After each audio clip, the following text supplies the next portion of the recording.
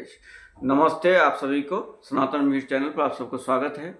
बांग्लादेश में हुए अभी जो चुनाव संपन्न हुए उसमें बांग्लादेश नेशनलिस्ट पार्टी को 211 सीट मिली है और 2/3 बहुमत से वो जीत गए हैं। और दूसरी बड़ी पार्टी हुई जमात इस्लामी, जिसको 68 सीट मिली है। बांग्लादेश नेशनल पार्टी के नेता तारिक रहमान, जो पूर्व प्रधानमंत्री बेगम खालिदा जिया के बेटे हैं, वो देश के अगले प्रधानमंत्री बनेंगे। और अभी जो बांग्लादेश में लगातार हिंसा हुई, विशेष रूप से हिंदुओं के विरुद्ध व्यापक हिंसा हुई, और मोहम्मद यूनुस जो सबके लिए जिम्मेदार है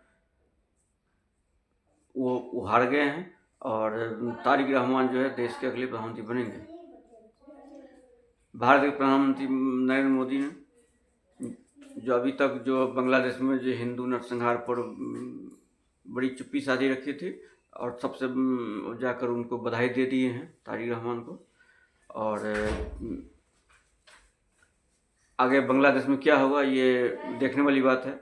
लेकिन इस चुनाव में एक बड़ी बात हुई कि जो शेख हसीना की पार्टी थी अवामी लीग, जो बांग्लादेश के स्वाधीनता का नेतृत्व किया था, उस पार्टी को उस पर चुनाव नहीं लड़ने दिया गया।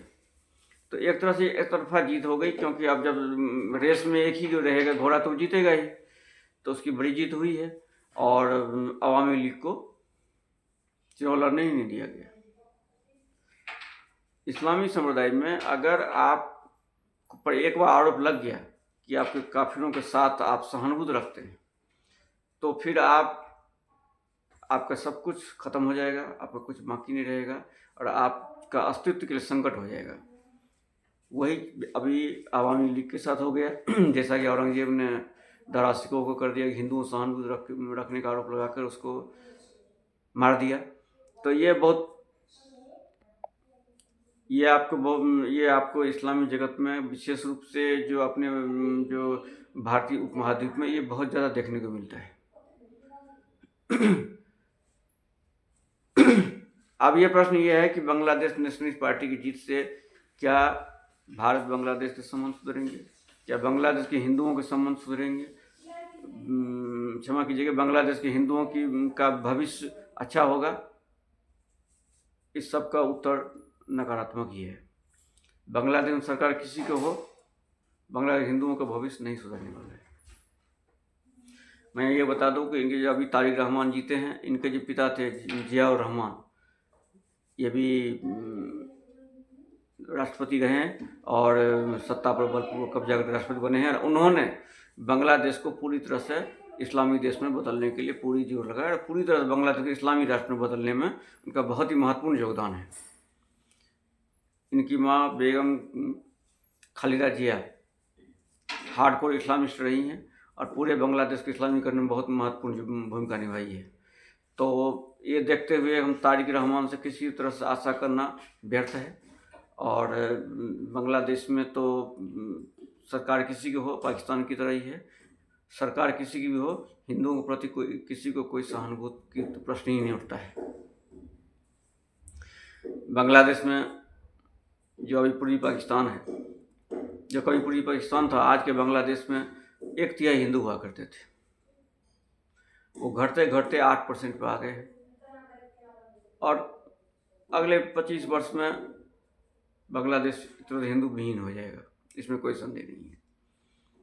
अगर भारत सरकार कुछ करे तो शायद हिंदू कुछ बचे, लेकिन भारत सरकार से कुछ आशा करना व्यर्थ ही है। 75 वर्ष हो गए इनसे कुछ होने वाला नहीं है। और बांग्लादेश के हिंदू अपने जो धीरे धीरे समाप्त होते जा रहे हैं, और पूरे संसार में बांग्लादेश के करोड़ों हिंदू समाप्त हो गए। लेकिन कहीं भी एक शब्द कहीं से निकल रहा है, कोई न भारत से कहीं बोलता है, न विश्व भर में इतने सारे लोग मानवाधिकार के नाम पर उछल कूद में जाते। किसी के मुंह से आपने नहीं सुना होगा कि ये हिंदू जो नष्ट होते जा रहे हैं, वाइप आउट हो गए हैं पूरे बांग्लादेश में, उसके बारे में किसी से एक लेख आलेख कोई बयान आप नहीं सुनी होगी। लेकिन पूरी दुनिया में क्या लेना देना, जब भारत के अपने नेता और हिंदुओं को कोई लेना देना नहीं है तो बाकी लोगों से क्या लेना देना है। तो कुल मिलाकर बांग्लादेश में हिंदुओं का कोई भविष्य मुझे तो नज़र नहीं आता।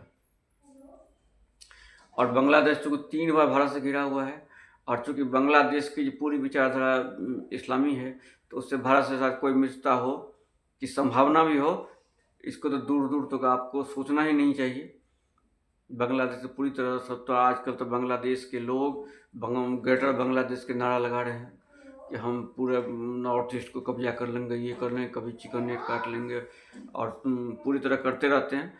तो इस तरह से बांग्लादेश पूरी तरह से भारत के विरोध में पूरी तरह से पूर्वी पाकिस्तान जैसे हो, तो आज फिर पूर्वी पाकिस्तान बन गया है, और भारत के साथ एक तरह से वो दो हाथ करने को तैयार है। बांग्लादेश जो 4 शक्तिपीठ है, हमारे जो 51 शक्तिपीठ, 4 शक्तिपीठ बांग्लादेश में है। उसकी संस्कृति पूरी तरह भारतीय संस्कृति थी, लेकिन आज समय ऐसा घूमा है कि पूरा बांग्लादेश में हिंदू अपनी संस्कृति से पूरी तरह से हिंदू समाप्त होते जा रहे हैं, उनकी संस्कृति नष्ट की जा रही है। लेकिन इसका भविष्य किसी को क्या होगा, ये किसी को कुछ नहीं पता है। अभी बांग्लादेश में हिंदुओं ने बहुत सारे संघर्ष किए हैं, बहुत सारे उन्होंने अपने संघर्ष भी किए हैं, कई बार उन्होंने सरकार के विरुद्ध प्रताड़ना के बावजूद अपनी आवाज़ उठाई है। लेकिन भारत सेना, भारत सरकार, भारत सेना की तरफ से किसी तरह की सहायता उन्होंने नहीं दी है। अब NRC भी लागू हुआ, NRC की बात हुई थी, लेकिन मोदी सरकार ने इस पर कोई रुचि नहीं दिखाई। अमित शाह तो करना चाहते थे, लेकिन शायद प्रधानमंत्री जी को जो विश्व मानव वाले रास्ते में रुकावट थी, तो वो NRC लागू नहीं हुआ। जब नेहरू लियाकत समझौता हुआ था तो उसमें था कि एक जो दोनों देश अपने अपने अल्पसंख्यकों के अधिकारों की रक्षा करेंगे, लेकिन पाकिस्तान पूरे दिन फेल हुआ, उसको फेल होना ही था, लेकिन भारत सरकार ने कभी इस बात पर कभी चर्चा, कभी वो नहीं किया। तो अब धीरे धीरे वो उसकी स्थिति उसकी विकट होती जा रही है। अब NRC भी लागू करे, बांग्लादेश हिंदुओं के लिए कोई जगह दे, या बांग्लादेश में कोई जगह बनाए हिंदुओं की रक्षा के लिए, लेकिन किसी तरह से उम्मीद करना, किसी तरह से वो करना, आगे मुझे तो कोई आसान नज़र नहीं आ रही है। और इसका ये परिणाम बड़ा ये हुआ कि बांग्लादेश से हिंदू तो समाप्त होते जा रहे हैं, ऊपर से बांग्लादेश से घुसपैठ के कारण असम में और पश्चिम बंगाल में ये जनसंख्या बहुत बढ़ती जा रही है। तो एक तो हिंदू वहाँ समाप्त होते जा रहे हैं पूर्वी बंगाल में, और पश्चिम बंगाल में भी हिंदू कम होते जा रहे हैं, और असम में भी हिंदुओं की स्थिति बहुत ही बदतर होती जा रही है। लेकिन भारत सरकार को बस चुनाव के समय में, भाजपा खासकर चुनाव के समय में अचानक चुनावी हिंदू बन जाती है। कोई ठोस कदम जो होना चाहिए वो नहीं करना चाहती है। जब उनको मालूम है उनका वोट हिंदू ही है, वो उसको वोट देते हैं, बाकी लोग वोट नहीं देते, लेकिन उसकी सुरक्षा के लिए कभी कोई काम नहीं करते। हिंदू समुदाय भी अपने भविष्य के लिए कभी भी अपनी भविष्य में क्या होगा उसके लिए कभी वो जागरूक नहीं रहते हैं। उनको भी आत्मबोध नहीं है, स्वयंबोध नहीं है। और आज इसीलिए कि एक जो पूर्वी बंगाल जो कभी भारतीय संस्कृति, हिंदू संस्कृति का बहुत बड़ा केंद्र हुआ करता था, धीरे धीरे नष्ट होने लगा। बहुत सारे लोगों के मन में ये बात भी है कि आज जो बांग्लादेश है, जो चारों ओर सनातन धर्म जीवित है, लेकिन बांग्लादेश पूर्वी बंगाल में क्यों नहीं है? पूर्वी बंगाल में इसलिए नहीं है कि पूर्वी बंगाल के लोग अधिकतर लोग बौद्ध थे। जब बख्तियार खिलजी के नेतृत्व में इस्लामी आक्रमण हुआ तो उसमें बंगाल पर राजा थे लक्ष्मण सिंह, तो वो हार गए। लेकिन जब उन्होंने इस्लामी तलवार आ गए, जब जो बौद्ध थे कुछ मारे गए, कुछ भाग गए, और बाकी लोग इस्लाम में कन्वर्ट हो गए। तो पूरे संसार में मुसलमानों को इतनी बड़ी सफलता कहीं नहीं मिली जितना वो बंगाल में मिली, और एक बड़ी जनसंख्या थोक के भाव मुस्लिम हो गए। आज पूरे इस्लामी जगत में जो बंगाली मुसलमान हैं, अरबों से भी बड़ी जनसंख्या उसकी होने वाली है, और सबसे बड़ा जो एक तरह से इस्लामी समूह है वो बंगाली मुसलमान है, जो अरबों के लगभग बराबर है। तो आगे क्या होगा, आगे क्या भविष्य तय होगा, भारत बांग्लादेश के संबंध में क्या होगा, इसका कहना बहुत कठिन है।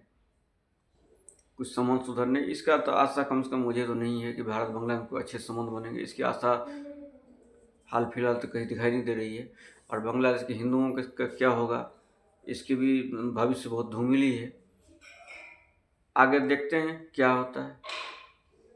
जय श्री राम। आप सबसे आग्रह है कि चैनल को लाइक करें, सब्सक्राइब करें और इसको शेयर भी करें। नमस्ते।